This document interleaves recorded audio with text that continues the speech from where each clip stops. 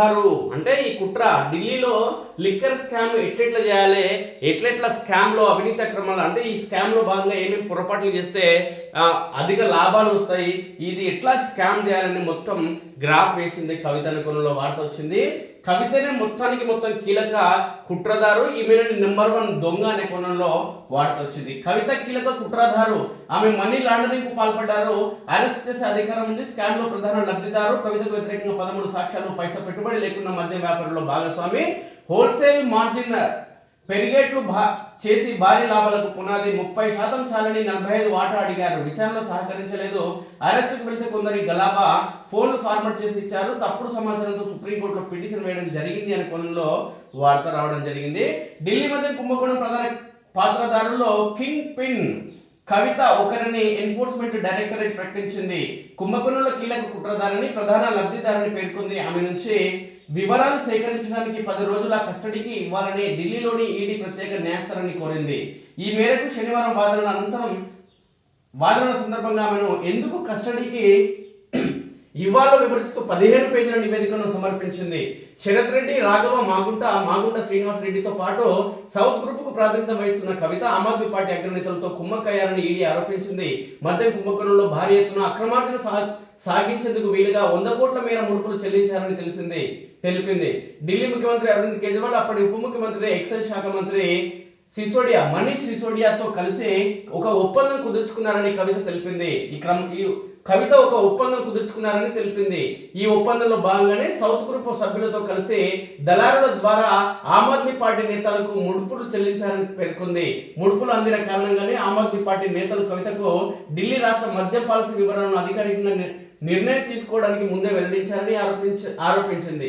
ఎలాంటి పెట్టుబడులు పెట్టకుండానే తన డమ్మీ అరుణ్ పిల్లై ద్వారా కవిత ఇండో స్పిరిట్ లో భాగస్వామ్యం పొందారని, దేశంలోని అతిపెద్ద ఉత్పత్తిదారుల్లో ఒకరైన ఫెర్నాండ్ రికార్డ్ ఇండియా పంపిణీ వ్యాపారంలో కూడా వాటాదారు అయ్యారని పేర్కొంది.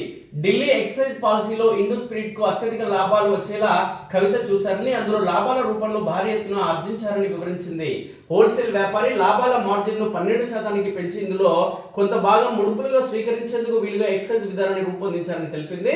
ఈ విధంగా లభించే నిరంతర ముడుపులతో మొదట సౌత్ గ్రూప్ చెల్లించిన 100 కోట్ల ముడుపులను తిరిగి రాబట్టుకోవడమే కాకుండా భారీ ఎత్తున అక్రమ లాభాలు గడించిందని పేర్కొంది. ఇచ్చిన అవకాశాలు వాడుకోలేదు. కవిత వివిధ మార్గాల ద్వారా పంపిన 100 కోట్లను ఆమ్ ఆద్మీ పార్టీ ఎన్నికల ప్రచారానికి మళ్లించినట్లు ఈడీ పేర్కొంది. పైన పేర్కొన్న సాక్ష్యాలన్నీ కవిత ఢిల్లీ ప్రభుత్వ ముఖ్యులకు 100 కోట్ల రూపాయల ముడుపులు ఇచ్చినట్టు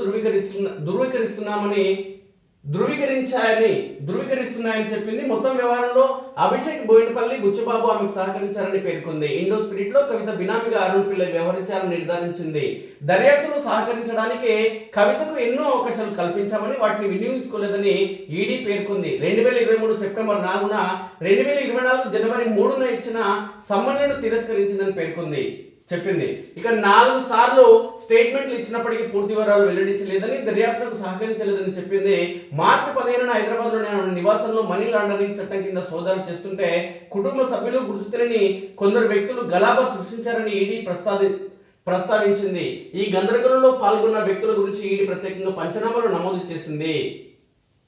ఇక కవిత మొదటి నుంచి బుకాయిస్తుంది. అంటే నేను తప్పు చేయలేదు అంటుంది, నేను సత్యార్జున్ బిడ్డని అంటుంది. మనీ లాండరింగ్ చట్టం సెక్షన్ 50 కింద కవిత ఇచ్చిన స్టేట్మెంట్లలో అడిగిన వాటన్నింటికి అడ్డంగా బుకాయించారు. ఇండో స్పిరిట్ లో తనకు వాటా లేదన్నారు. బుచ్చుబాబు, మాగుంట, రాఘవుల మధ్య వాట్సాప్ చాట్ ను తాను చూడలేదని చెప్పారు. దర్యాప్తును ఆలస్యం చేసేందుకు దురుద్దేశంతో కేసులు పెట్టారు. తప్పుడు సమాచారంతో సుప్రీంకోర్టులో రిట్ పిటిషన్ వేశారు. తన ఫోన్లను బలవంతంగా లాక్కున్నారని ఆరోపించారు. నిజానికి 2023 మార్చి 21న కవిత తన స్వయంగా 9 మొబైళ్లను తీసుకొచ్చి రాజకీయ ప్రచారం చేసుకున్నారు.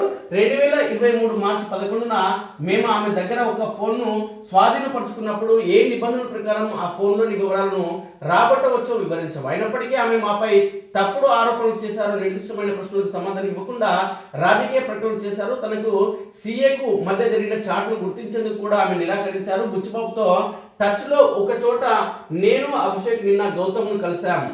30% బదులు 45% ఇవ్వమని గౌతమ్కు చెప్పాను. మళ్ళీ శుక్రవారం కలుస్తున్నామని కవిత పేర్కొన్నారు. దీనికి సంబంధించిన ఒక ప్రశ్న కూడా కవిత సమాధానం ఇవ్వలేదని ఈడీ పేర్కొంది.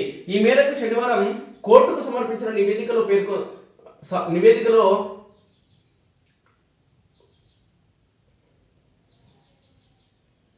పేర్కొంది. ఆమె జవాబు ఇవ్వడానికి నిరాకరించిన ఇండో స్పిరిట్ నుంచి చాట్లో పేర్కొన్న ముత్తా గౌతమ్ ఇండియా అహెడ్ ఆంధ్రప్రభ యజమానికి 1.70 కోట్లు ముట్టినట్లు తమ దగ్గర ఆధారాలు ఉన్నట్లు ఈడీ పేర్కొంది. కవిత తన ఫోన్ నెంబర్ 8008666666 లోని సాక్ష్యాలను ధ్వంసం చేశారని, ఆమె ఇచ్చిన ఒక ఫోన్ లో ఎలాంటి డేటా లేదని ఈడీ తెలిపింది.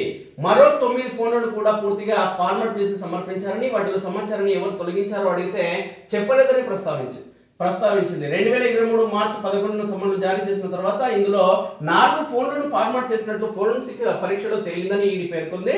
తాము సంపాదించిన సాక్ష్యాల మేరకు మనీ లాండరింగ్ చట్టం ప్రకారం కవిత నేరానికి పాల్పడినట్టు తేలిందని ఈడీ చెప్పింది. సెక్షన్ 19 ప్రకారం కవితను అరెస్ట్ చేసే అధికారం తమకు ఉందని స్పష్టం చేసింది. ఆ అధికారంతో శుక్రవారం ఆమెను అరెస్ట్ చేశామని చెప్పింది. అరెస్ట్ కారణాలను కవితకు ఆమె భర్తకు వివరించామని పేర్కొంది. ఇక కవితకు వ్యతిరేకంగా 13 సాక్ష్యాలు, 100 కోట్ల ముడుపులకు మాగుంట శ్రీనివాస్ రెడ్డి, మాగుంట రాఘవ, మాగుంట గోపిచంద్ కుమరన్, శరత్ రెడ్డి, సమీర్ మహేంద్రు, దినేష్ అరోరా, అరుణ్ పిల్లై, వి శ్రీనివాస్, బుచ్చిబాబు ధృవీకరించారని ఈడీ పేర్కొంది. వీరు తమ ముందు ఇచ్చిన స్టేట్మెంట్ల కవిత వ్యతిరేకంగా లభించిన 13 సాక్ష్యాలని పేర్కొంది. ఈడీ చెప్పిన ప్రకారం అప్రూవర్ గా మారిన వారి స్టేట్మెంట్లు ఇలా ఉన్నాయి. మాగుంట శ్రీనివాసులు రెడ్డి ఢిల్లీలో మద్యం వ్యాపారం చేయడానికి కవిత తనను సంప్రదించారని, 100 కోట్లు ఆమ్ ఆద్మీ పార్టీకి ఇచ్చేందుకు అంగీకరించారని కేజ్రీవాల్ 2021 మార్చి 16న ఆయన కార్యాలయంలోని స్వయంగా నాతో చెప్పారు. కవితను కలుసుకోవాలని కేజ్రీవాల్ నాకు సలహా ఇచ్చారు. తర్వాత 2021 మార్చి 19న కవితే నాకు ఫోన్ చేసి హైదరాబాద్ కు రమ్మన్నారు. హైదరాబాద్ లో కలిసినప్పుడు 100 కోట్లు ముడుపుల్లో 50 కోట్లు తన సిఏ బుచ్చిబాబుకి ఇవ్వాలని కవిత చెప్పారు. మర్నాడే బుచ్చిబాబు నన్ను మా అబ్బాయి రాఘవ మాగుంటను కలిశారు. కవిత సూచనల మేరకు అభిషేక్ బోయినపల్లి బుచ్చిబాబులకు 25 కోట్లు చెల్లించాం. గత ఏడాది జూలై 14, 17 స్టేట్మెంట్లు ఇవి. ఇక మాగుంట రాఘవ 2021 మార్చి 28న మా ఉద్యోగి గోపి కుమరన్ చెన్నైలో బుచ్చిబాబు ఇచ్చిన ఒక చిరునామాకు 10 కోట్లు పంపించారు.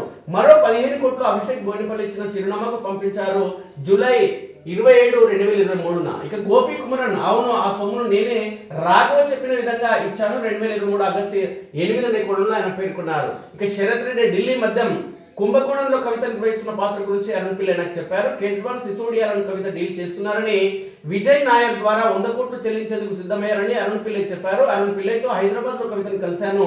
మాగుంట శ్రీనివాస్ రెడ్డితో కూడా మాట్లాడుకున్నానని చెప్పింది. ఢిల్లీ మధ్య వ్యాపారంలో వాటా కావాలంటే 100 కోట్ల ముడుపులు చెల్లించాల్సి ఉంటుందని కవిత చెప్పారు. వ్యాపారం ప్రారంభమైన తర్వాత కొంత చెల్లిస్తారని చెప్పారు. 2023 ఏప్రిల్ 25, 29 స్టేట్మెంట్ లో ఈ విషయాలు చెప్పడం జరిగింది శరత్ రెడ్డి. ఇక సమీర్ మహేంద్రు ఇండో స్పిరిట్ అధినేత కవిత మాగుంట శ్రీనివాస్ రెడ్డిలే మొత్తం పెట్టుబడి పెడుతున్నారని అరుణ్ పిల్లై నాకు చెప్పారు. ఫెర్నాండ్ రికార్డ్ తన వ్యాపారాన్ని ఇండో స్పిరిట్ కు ఇచ్చేందుకు ఒప్పుకున్న తర్వాత అరుణ్ పిల్లై నన్ను కవితతో ఫేస్ టైమ్ లో మాట్లాడించారు. మధ్యలో లైసెన్స్ ప్రక్రియ ఇబ్బందుల్లో పడ్డాక కూడా కవిత నాతో ఫోన్ లో మాట్లాడారు. హైదరాబాద్ లో కవితను ఆమె నివాసంలో కూడా కలుసుకున్న. ఈ సమయంలో శరత్ రెడ్డి, అరుణ్ పిల్లై, అభిషేక్ బోయినపల్లి, ఆమె భర్త అనిల్ కూడా ఉన్నారు. ఇండో స్పిరిట్ ఎదుర్కొంటున్న సమస్యల గురించి కవిత నన్ను అడిగారు. 2022 నవంబర్ 12న ఆయన స్టేట్మెంట్ ఇవ్వడం జరిగింది. దినేష్ అరోరా కవిత, అరుణ్ పిల్లై, వినయ్ నాయర్లను 2022 అక్టోబర్ 3న ఢిల్లీలోని లీ మెరిడియన్ లో కలుసుకున్న. అక్కడే ముడుపుల గురించి చర్చించాం.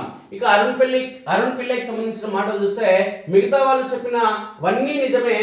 ఆయన 2022 నవంబర్ 11 చెప్పడం జరిగింది. 2023 మార్చ్ 16 స్టేట్మెంట్లు. దినేష్ అరోరా లీ మెడిరియన్ హోటల్ రూమ్ బుక్ చేశారు. కవిత బంధువైన వి శ్రీనివాస్ తాను కవిత ఆదేశాల మేరకు కోటి అరుణ్ పిల్లైకి చెల్లించినట్లు చెప్పారు. కవిత సిఏ బుచ్చిబాబు కవితకు కేజ్రీవాల్ మనీ సిసోడియాలతో రాజకీయ అవగాహన ఉంది. విజయ్ నాయర్ కవితను 2021 మార్చ్ 19, 20 తేదీలను కలిశారు. ఆమెను సంప్రదించిన తర్వాత ఢిల్లీ మధ్య విధానాన్ని రూపొందించారు. ఆప్కు ముందుగా కొంత డబ్బు చెల్లించడం, తర్వాత అరుణ్ పిల్లై పేరుతో ఇండో స్పిరిట్ లో భాగస్వామ్యం సంపాదించడం, ఇండో స్పిరిట్ కు ఫెర్నాండ్ రికార్డ్ పంపిణీ వ్యాపారం లభించేలా చూడడం మొదలైనవన్నీ ముందుగానే నిర్ణయించుకున్నారు. రాఘవ మాగుంటతో నేను చేసిన చాట్ కూడా ఉంది. అందులో కవిత పేరుకు బదులు మేడం అని ఉంటుంది. 2023 ఫిబ్రవరి 28న ఇక రాఘవ మాగుంట బుచ్చిబాబుతో చాట నిజమే 2023 ఫిబ్రవరి 17న స్టేట్మెంట్ ఇవ్వడం జరిగింది. మద్యం విధానంపై మంత్రుల బృందం నివేదిక, ఎక్సైజ్ శాఖ అధికారుల నివేదికలు కొన్ని భాగాలు విజయనగర్ బుచ్చిబాబుకు పంపించారు. బుచ్చిబాబు ఫోన్లో అవి ఈడీకి లభించాయి. ఇక కవిత సిబ్బందిలో ఒకరు 2 పెద్ద బ్యాగులలో నగదులు దినేష్ అరోరా కార్యాలయం నుంచి తీసుకుని వినీత్ చౌహాన్ అనే వ్యక్తికి అందజేశారంటూ ఆయన పేర్కొనడం జరిగింది. ఇక ఈడీ కస్టడీకి కవితను తీసుకోవడం జరిగింది 7 రోజుల పాటు. ఇక లిక్కర్ స్కామ్ కు సంబంధించి కవిత భర్త అనిల్ పై ఈడీ ఫోకస్ పెట్టడం జరిగింది. ఆయనను కూడా విచారణకు రావాలని పేర్కొనడం జరిగింది.